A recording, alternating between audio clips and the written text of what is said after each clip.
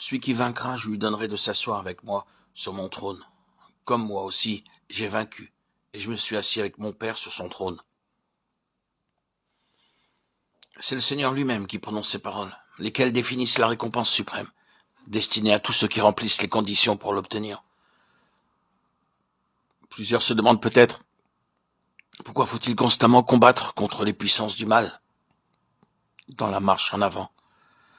Par les Écritures, nous comprenons que c'est de cette manière que le Seigneur prépare ceux qui régneront avec lui, ceux qui doivent partager son trône. Dans ses messages aux églises, il incite à la victoire en signalant la récompense. L'apôtre Paul y vit de constantes allusions dans ses épîtres. Christ n'est pas encore assis sur son trône. Lors de son ascension, Dieu lui dit « Assieds-toi à ma droite, jusqu'à ce que j'aie mis tes ennemis pour marchepied de tes pieds. » Hébreux 1,13. Il s'est assis à la droite de la majesté dans les hauts lieux. Hébreux 1,3, 8,1. Actes 2,35. Hébreux 10,12, 12,1. Il attend l'instant de s'asseoir sur son trône avec ceux qui doivent le partager avec lui. Le trône pour les vainqueurs. Est-ce possible? Le trône du Fils de Dieu. Ah, nous discernons maintenant à mesure que nous entrons dans les derniers jours de l'âge pourquoi le combat devient acharné, pourquoi le prince des ténèbres attaque tout enfant de Dieu qui veut remporter la victoire. C'est la dernière épreuve et l'ultime préparation pour partager le trône du Seigneur et régner avec lui. De quel trône est-il question pour Christ? De celui du millénium. Alors, il régnera sur les nations de ce monde. Lorsque le règne et le gouvernement lui ont été remis, une voix retentit dans le ciel. Les royaumes du monde sont devenus les royaumes de notre Seigneur et de son Christ.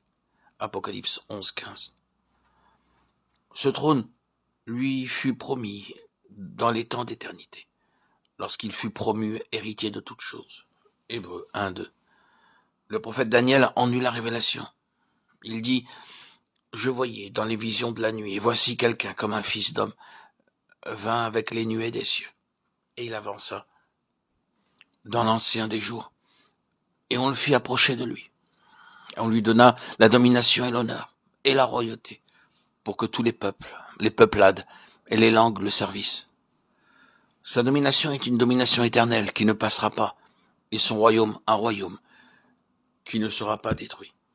Daniel 7, 13, 14. Ce trône du millénium, Christ le partagera à certaines conditions. Apocalypse 3, 21. L'apôtre fait allusion à l'héritage proposé dans l'épître aux Romains. Si nous sommes enfants de Dieu, nous sommes aussi héritiers, héritiers de Dieu, co-héritiers de Christ. Si du moins nous souffrons avec lui, afin d'être aussi glorifiés avec lui. Romains 8, 17. De cela aussi Daniel eut la révélation. Il dit, le temps arriva où les saints possédèrent le royaume. Daniel 7, 22, 27.